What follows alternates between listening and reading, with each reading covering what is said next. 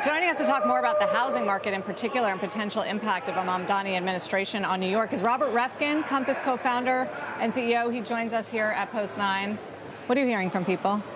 Look, I've seen more pause for this event in terms of buying a home than any event in my 13 years in New York City real estate. And so buyers saying they have a contract out, but they want to pause. They're talking to their lawyers. They say, I want to wait to see how this plays out. On the other end, that pause creates opportunity. And so if I were considering buying a home in New York, now is a great time to buy when others are pulling back. But you don't know if this guy's going to get elected mayor. Look, I don't know if he's going to get elected mayor. And I also... The probability right now on Polymarket is above 70%. I know we have a few months, but still. But there's a difference between campaigning and governing. I mean, he clearly campaigned on things that he can't govern, like making buses free. That's MTA estate, not city. And so to me, that's not the... he has great ambitions. We'll see what actually happens. And also, less than 10% of New Yorkers voted for him. There's still a lot of time to see what happens. There's a real question as to whether there's a ceiling. I would point out Eric Adams had 755,000 votes when he won the mayoralty in the general election last time. So clearly there's a lot to go here. But, there is this affordability crisis in New York. Certainly for younger people out of college, many of whom may have voted for him, who are facing rent increases every year, despite the fact that employment in the city is only up about 3% in the last 5 years. What do you do to try and fix this? Yeah, so affordability is a key issue in every one of our markets. On the positive side, inventory is now the most that it's been in 6 years, and prices have been flat year over year, but affordability is an issue. That's not New York, though, is it? Or you're talking broadly? Inventory is going up in every major market. Yeah.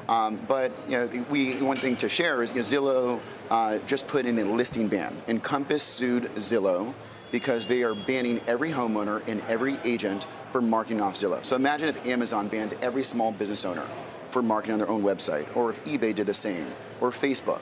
And so Compass, we're the largest brokerage firm in the country, and we have an obligation to defend our agents and their clients. What buyers don't know is Zillow is the most expensive click in real estate.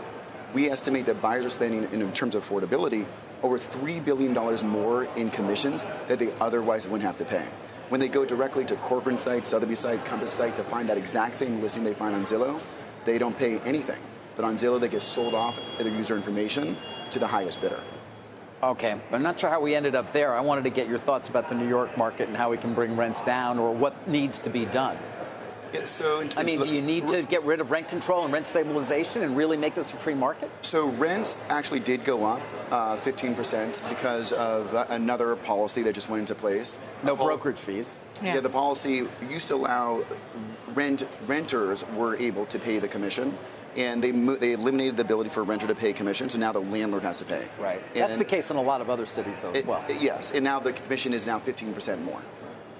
Okay, so you don't have any answers for me in terms of how you actually attack this. And I would assume you don't think it's freezing rents.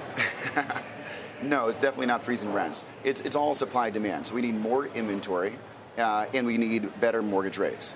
But if we do see people leave the city, and it is very real, these conversations in the last few days, because of Mamdani, potentially people leaving the city, moving to Miami. The amount of text messages that I've seen were messages like, oh, well, I was considering moving to Miami, but now I want to be moved out with my furniture out by August 1st. It's a direct text. Wow, they're really making a decision on the election. It's Seems a little early. Yeah, but I guess you want to get ahead of the rush if he does win. Yeah, as a seller, but as a buyer, there's no better opportunity. Actually, I'll tell you when the best opportunity to be a buyer was. It was 1975. But I'm not sure you wanted to live in New York City then. Well, a lot of people are harkening back to that. If this guy runs as mayor, we may be. I mean, the best way to get a real value is to drive everybody out of New York City, and then I'm telling you. Do you think we could go back to something like, the guy has advocated for defunding the police, and I know he doesn't have the ability necessarily to do that, but he can certainly change the priorities and the budget allocation around NYPD. Well, look, I think the market has a tendency to be able to discipline a politician, right? When a politician, regardless of what they say in the campaign, when you see people leaving the city, whether it's companies or individuals, that will make them change their perspective. So you're just not that worried about it? Look, I am worried. I am concerned. I see people leaving the city already, and we're not even at the general yet. But again, I think whatever he says, he will not be able to accomplish even a fraction of it. And the bus example is the best example. He doesn't govern the MTA. Right. I mean, Bill de Blasio was mayor for 8 years. He certainly was a fairly far left And I don't know. I mean, during that period of time, not a lot of great things happened, but. Well, what's happening in Chicago? Because, the Chicago Tribune warned they had a mayor like that. They have a mayor like this who made all sorts of grand promises. And because of what you're saying, political governance realities and financial realities couldn't make it happen. But now they just have kind of stagnation, and his approval rating has dropped, and it's been a disaster. And Chicago says, don't become like us. And from a real estate perspective, we did see at Compass people leaving the city and moving to the suburbs. And so So, I mean, is Miami just going to continue to be the hottest market? Palm Beach? Look, this is a good thing for Miami, just like in the COVID era when a politician in a blue state put on more restrictions. That was great for the red states and they didn't have the restrictions. Right. Austin also a beneficiary? Well, Austin could use the help, right? Because Austin, of all the markets that we're in, the inventory relative to where it was in the pre-pandemic period, it is the highest. And so, I think markets because like they've been able to build a lot there, I guess. They built a lot. Yeah. Are you shifting resources yet? Are you doing anything differently I'm in not Compass? shifting any resources. You moving out of New York anytime soon? I'm fully committed to New York. New York bounces back always, just like in the 70s. Took a while. I watched every minute of it, but yes, it did. Yeah, and so, I'm committed to New York. I'm not worried about New York. New York will bounce back. All right. Robert, thank you for Robert joining will us. still be here. Robert will be here? Yeah. I don't know if we will. I'll fight through it. I mean, the 70s wasn't so bad. It wasn't? No, it was really interesting. But it wasn't safe.